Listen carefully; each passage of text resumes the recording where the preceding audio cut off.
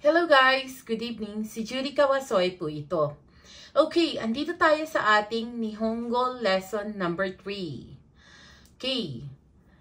Shincho, height, taiju, weight, kutsu no size, shoes size, kiki ude, dominant hand, migi kiki, right hand, hidari kiki, left hand. Ulitin natin.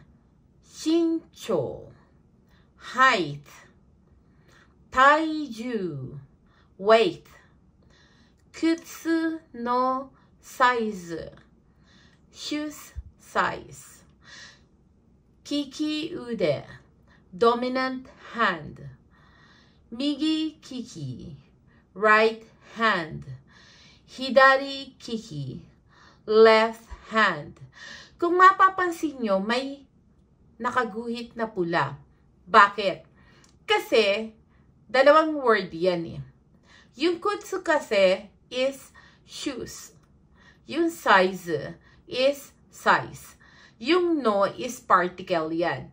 Kutsu no size, shoes size.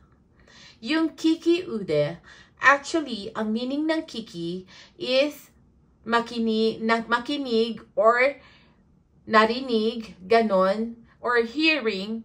It is also used as hearing. Kiki, tapos yung ude naman is arm. Pero alam nyo ba, dito sa Japan kasi, pag pinagdikit ang dalawang Nihongo, ang dalawang word, naiiba na yung meaning nila. Dalawang kanji, naiiba na yung meaning nila. So, pinagdikit yung kiki, tsaka yung ude, naging kiki ude, naging dominant hand. No? Kasi, di ba, sa English, iba rin yung meaning ng dominant, iba rin yung meaning ng hand.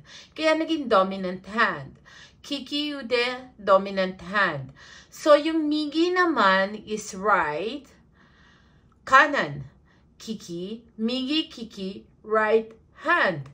Kanang kamay.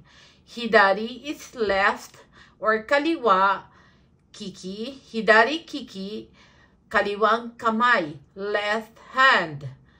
Ayan guys, yung lesson natin for today. So I hope may natutunan kayo. No?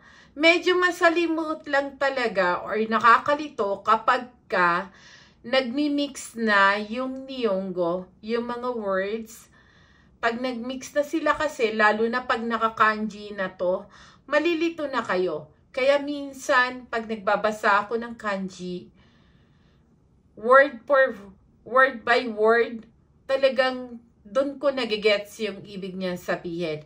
Pero, naiiba pa rin yung ibig niya sabihin. So, you really have to be careful. Okay? So, review tayo. Shincho is height. Taiju is weight.